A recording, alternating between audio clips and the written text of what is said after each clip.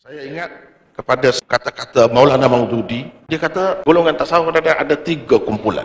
Yang mana sikap kita pun mesti tak boleh sama. Sebab dia ada 3. Yang pertama, orang panggil dia orang tasawuf. Sebenarnya, dia mengikut Al-Quran betul-betul dan hadis. Cuma oleh kerana dia menekankan sudut-sudut hati tadi, dia lebih dikenali sebagai golongan sufi. Ini golongan tasawuf yang macam ni, betul-betul ikut Quran dan Sunnah. Inilah tasawuf yang benar. Dan kita mesti membelanya. Tidak ada permusuhan sedikit pun kita dengan ajaran yang tasawuf yang seperti ini. Golongan yang kedua ialah tasawuf dan ahli tasawuf yang sudah terpengaruh dengan ajaran-ajaran asing.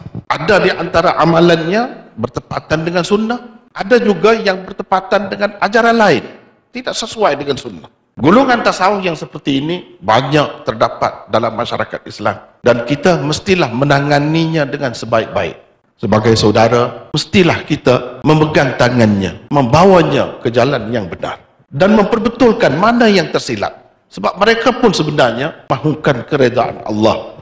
Cuma mungkin tersalah tanpa disedari, tanpa disengajakan, atau kerana terlalu percaya kepada seseorang yang zahirnya nampak sebagai orang yang soleh, mereka terperangkap dan terpedaya di situ. Golongan yang ketiga ialah golongan tasawuf atau orang-orang sufi yang sebenarnya bercanggah sama sekali pegangannya, fahamannya, amalannya dengan apa yang diajarkan oleh Rasulullah sallallahu alaihi wasallam, dengan apa yang terkandung di dalam Quran dan Sunnah.